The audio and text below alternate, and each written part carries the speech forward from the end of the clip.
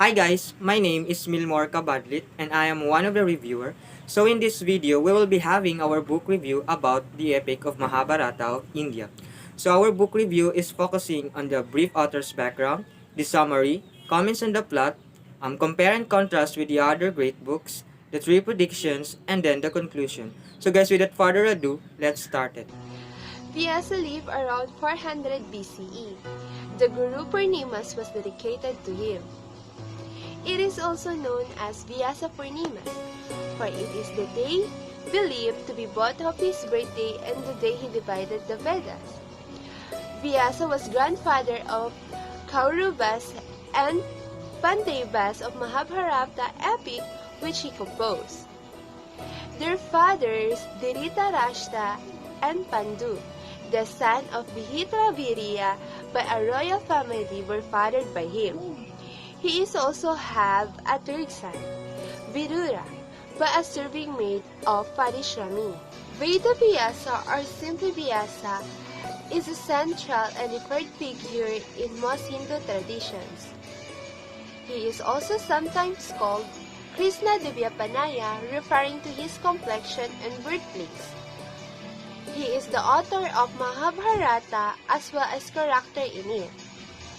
He considered to be the script of both Vedas and Puranas. According to Hindu belief, Vyasa is incarnation of God Vishnu. Mahabharata, Sanskrit, great epic of the Bharata dynasty, one of the two Sanskrit epic poem of ancient India, the other being the Ramayana. The Mahabharata is an important information on the development of Hinduism between 400 BCE and 200 CE,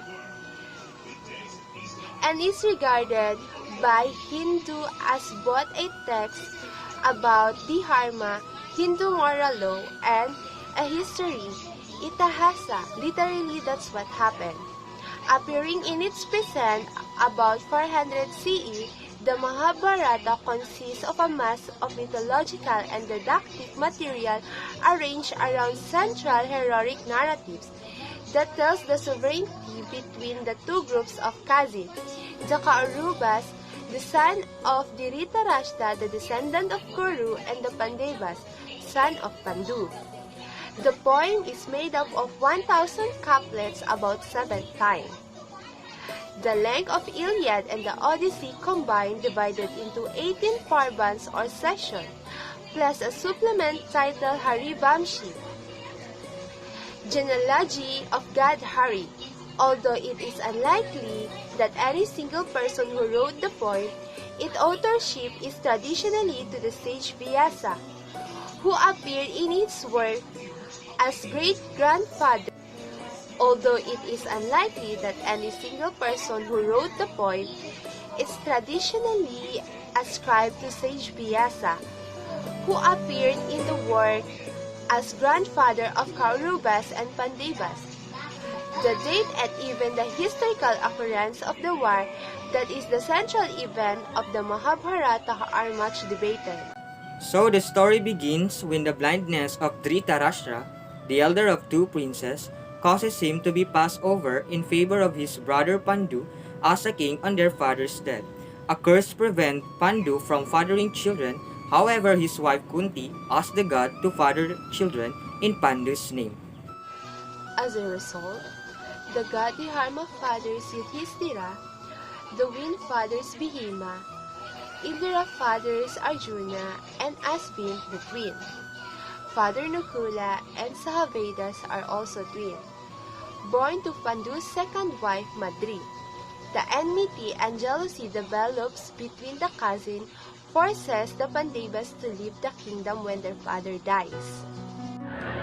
So, during their exile, the five jointly married Draupadi. Draupadi is the one who is born out of a sacrificial fire and whom Arjuna wins by shooting an arrow through a row of targets, and meet their cousin Krishna, who remains a friend and companion thereafter. Although the Pandavas return to the kingdom, they are again exiled to the forest, this time for 12 years. When Yudhishthira loses everything in a game of dice with Duryodhana, the eldest of Kauravas. The feud culminates in a series of great battles. On the field of Kurukshetra, north of Delhi in Haryana state, all the Kauravas are annihilated, and on the victorious side, only the five Pandava brothers and Krishna survive.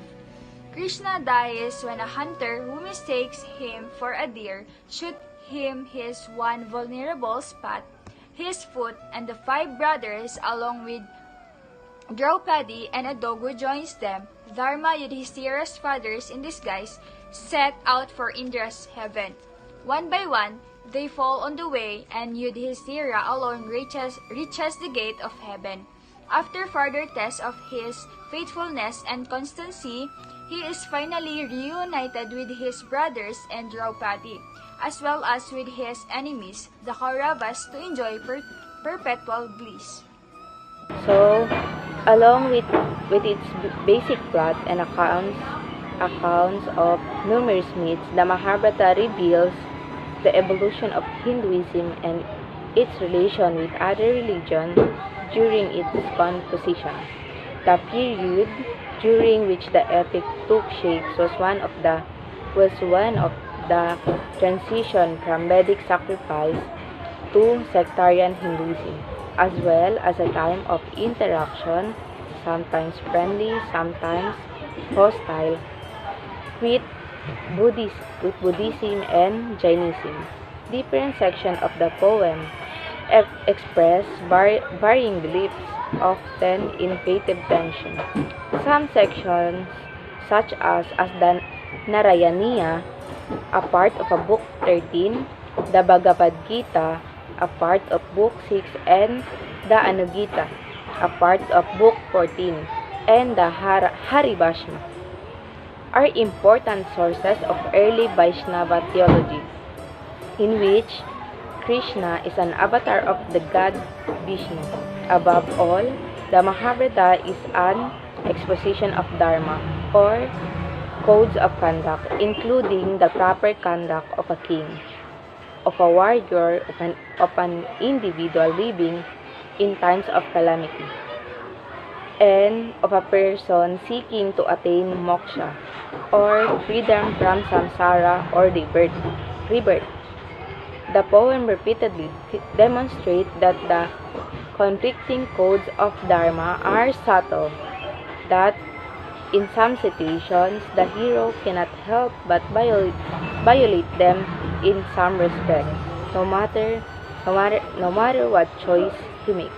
So like the Iliad and the Odyssey, there is a complex web of the character, superhuman, feats of war, the world of gods and demigods who toy human history. What makes it different to Homer in this respect is the strange of the complexity of the universe. Homer's god all exist in a single plane, and in their interaction with the world all flow the same logic. They copulate human, they talk human from the sky, and then so on. But the gods of Mahabharata, from shifting complicated pantheon, it is never quite clear what role each deity plays in the structure of the universe. At times, it seems that Indra is omnipotent, at others he can seem a mere bit player in the universe ruled by Brahma, or comes with a face-to-face with mysterious powerful gods like Shiva and Vishnu. The gods do not seem to have a single identity or being. Indra had his incarnation in the mountaintop and incarnated with the bodies of the Pandavas, and it also seems to exist as himself. So this whirring and whizzing universe can be confusing, and the effect is intoxicating. So, we have a three prediction about the story of Mahabharata. For the prediction number 1 is that a person's spiritual position will be ascertained merely according to external symbols, and on that same basis, people will came from a spiritual order to the next. A person's property will be seriously questioned if he does not earn a good living, and one who is very clear at juggling words and will be considered a learned scholar. For the prediction number 2, A person will be judged unholy if he does not have money, and hypocrisy will be accepted as virtue. Marriage will be arranged simply by verbal agreement, and a person will think he is fit to appear in public if he has merely taken a bath. For the prediction number 3, as the earth thus becomes crowded with a corrupt population, whoever among any of their social classes shows himself to be strongest will gain political power. To sum this story, there is no Mahabharata without Vyasa, the son of Brahim and a fisherwoman, black and an intellectual. While his father Parasara surely gave him the IQ, it is not clear who brought him up. It is said that he grew up amongst the richest. He obviously had special powers. He appeared when his mother thought of him and many more times. Throughout the narrative, his visits always had a purpose, and he influenced events and steered them when they wanted.